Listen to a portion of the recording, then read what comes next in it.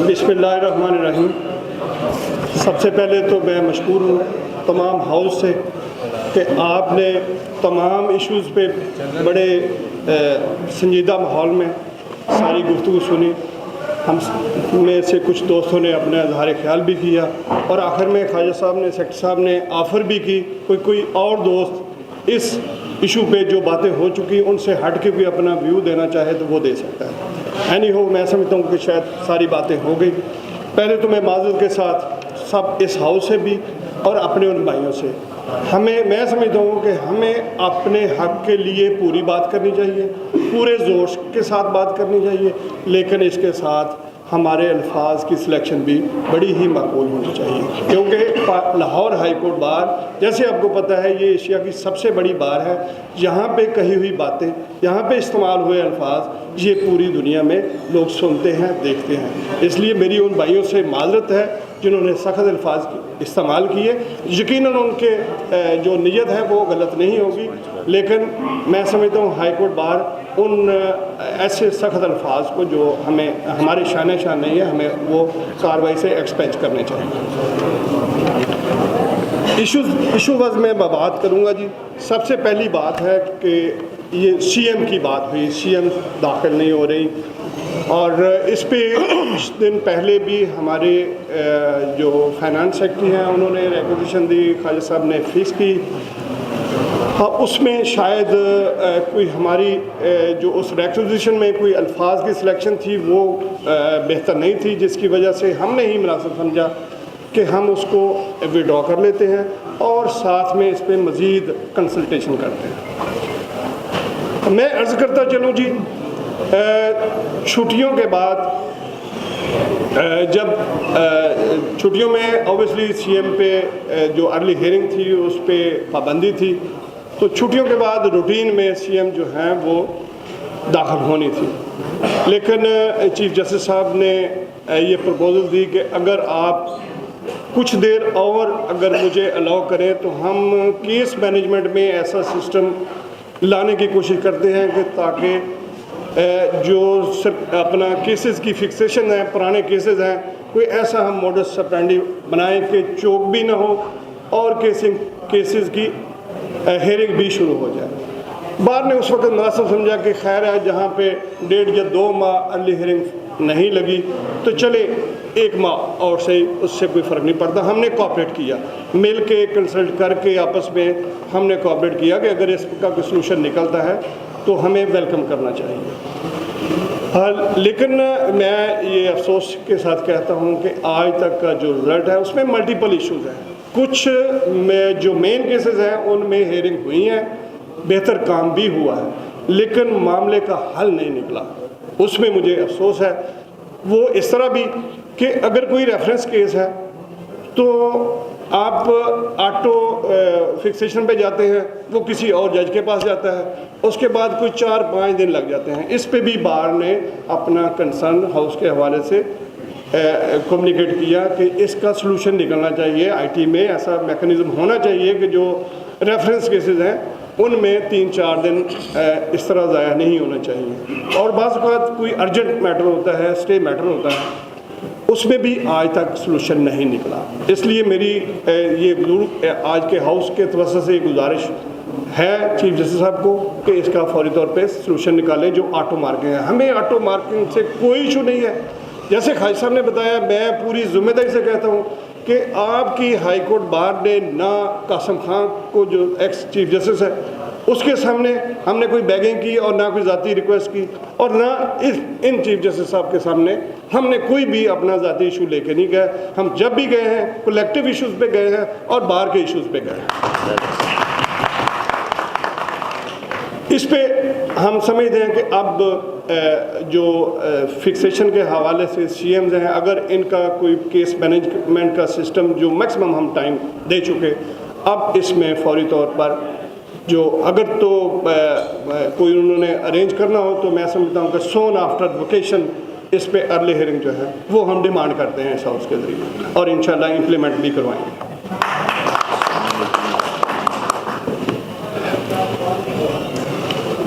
अगली बात मैं अर्ज़ करता चलूँ रिसेंट पास्ट में बार और बेंच के दरमियान कुछ ऐसे इश्यूज़ हुए जिस पे हम शर्मिंदा हैं, हम उस पर फ़ख्र नहीं करते। हमें किसी सूरत में भी बेंच के साथ पर्सनली या फिज़िकली क्लैश नहीं करना चाहिए, लेकिन अगर खुदा न खासा कहीं हुआ है तो बार ने हमेशा उसको कंडेम किया है, हमने उसकी मजम्मत की है। चाहे वो पीएसी का इशू था, चाहे वो इस्लामाबाद में चीफ जस्टिस साहब इस्लामाबाद पे कोई इशू बना, उसमें भी बार ने कंडेम किया, और यहाँ हमारे एक वकील ने जो शीशे तोड़े उस पर भी हमने कंडेम किया फौरी तौर पे। हमने मंडी बहावलदीन इश्यूज़ पे भी कंडेम किया कि ये वाक़या नहीं होना चाहिए, लेकिन 780A पे हमारे शदीद कंसर्न्स हैं। ये 780A जो है वो यहाँ से निकलती है, यहाँ से एक जज का और वकील का लड़ना, मैं पहले कह चुका हूँ कि ये बहुत हमारे लिए शर्मिंदगी है, ये नहीं होना चाहिए। लेकिन 780A वकीलों के ख़िलाफ़ जो है FIR दर्ज होना, ये भी हमें काबिल कबूल नहीं है, ये नहीं होना चाहिए। जो ऑफेंस है वही ऑफेंस होना चाहिए, जो इनफेक्ट हुआ वो भी हम डिमांड करते हैं कि वकला को इस तरह ट्रीट ना किया जाए।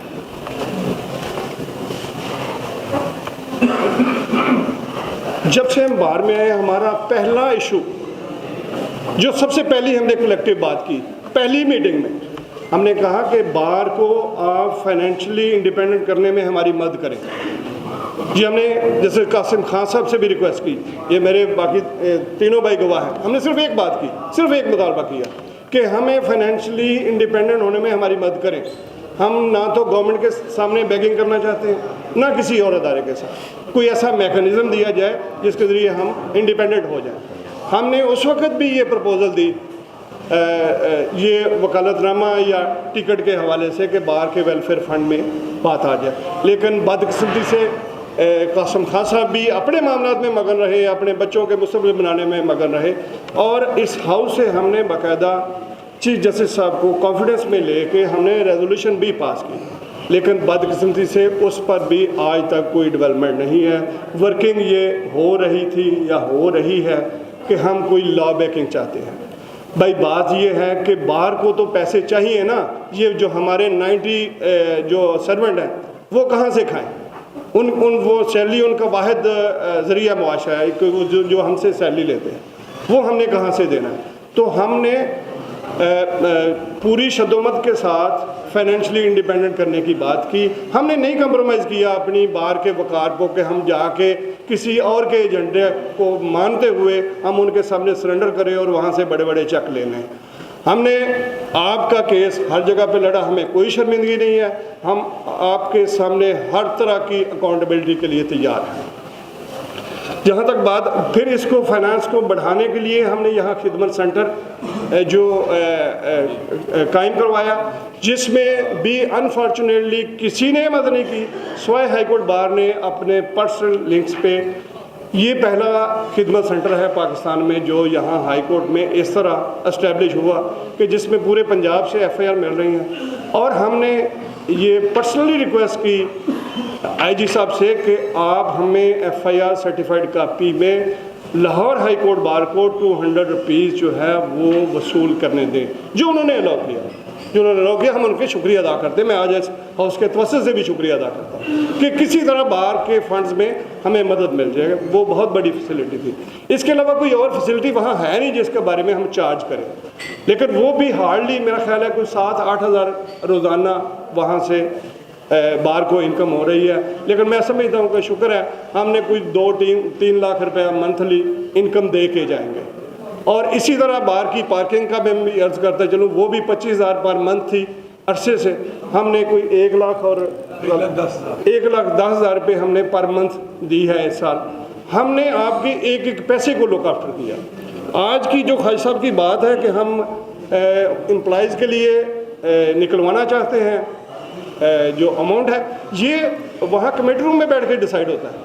ये तो हमने डिसाइड किया कि हम हाउस के सामने लेके आते हैं, हम आपके सामने बात करते हैं, हमारे ये इश्यूज़ हैं, हम एम्प्लॉइज़ को फेस नहीं कर पाते। कुछ हमारे वकला भी आगे कान में कहते हैं भाई जी इनको सैलरी कब मिलेगी, तो हमें बड़ी तकलीफ़ होती है। एक उस बंदे को जिसको हम बिल्कुल पैनी तक नहीं देते और वो हमारी तरफ देख रहा है कि मुझे सैलरी कब मिलेगी, और वो रोज़ाना सर्विस दे रहा है। उस हवाले से हमें गो के ये पसंदीदा फ़ैसला नहीं है, लेकिन हमारे पास भी और चॉइस नहीं थी।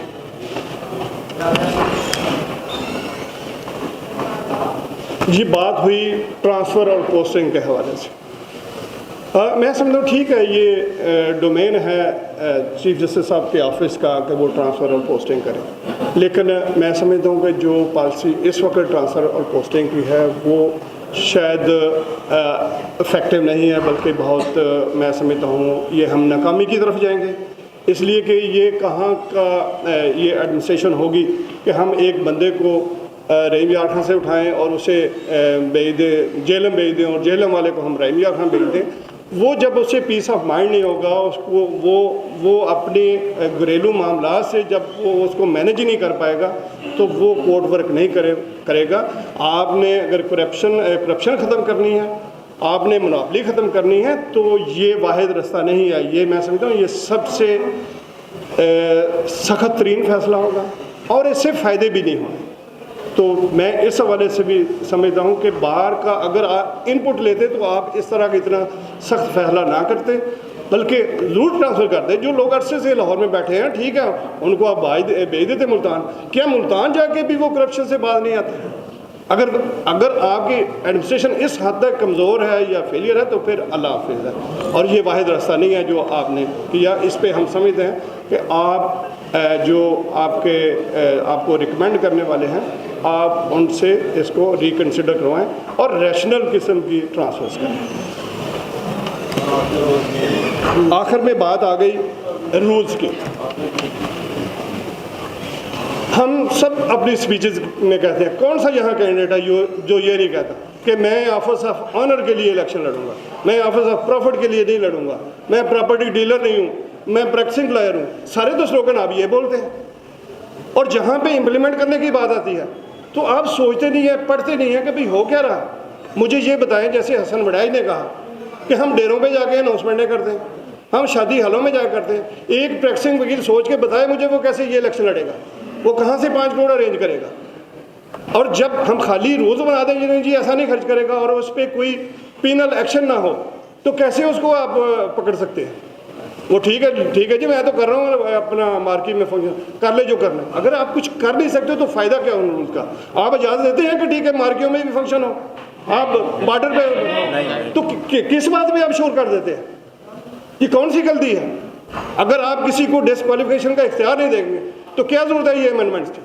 अलाउ करें फिर सबको, कहें जी ठीक है इतने पैसे जो खर्च करेगा इस तरह के खाने देगा तो हमने सिर्फ उसको वोट देना। मुझे तो अफसोस हुआ है कि उन दोस्तों की ये बातें सुन के। ये ठीक है, एक बात ठीक है कि जो क्वालिफिकेशन है वकालतनामे के हवाले से, वो मैं समझता हूँ उस पर वो मकबूल बात है कि हम इमीडिएटली इसको इस साल ना इम्प्लीमेंट करें, वो डेफर हो सकता है। लेकिन ये खानों वाले मामले में मुझे नहीं समझ लगी। टेबल भी चले हैं, यहाँ होटिंग भी हुई है, यहाँ पे क्लैपिंग भी हुई है। ये इसका मतलब कि हम उसी सिस्टम का हिस्सा बनना चाहते हैं। तो मैं समझता हूँ ये जज्बाती फैसले हमें नहीं करने चाहिए। हम ये हाईकोर्ट बाहर आपकी कोई पॉलिटिक्स नहीं कर रही, ये आपको अपने सिस्टम को ठीक करने के लिए एफर्ट कर रही है।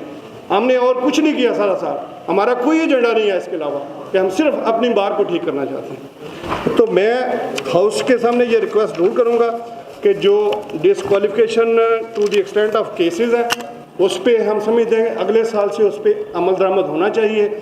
जो इलेक्शन 2023 में होने हैं उससे उसका अमल दरामद होना चाहिए, और बाकी तमाम रूल्स जितने भी हैं जो वायलेशन की शक्ल में है, जो ज़ाब्ता अखलाक है, वो इसी साल से अमल में होना चाहिए, क्योंकि उसमें कोई इमीडिएटली कोई कैंडिडेट जो है वो डिस्टर्ब नहीं हो।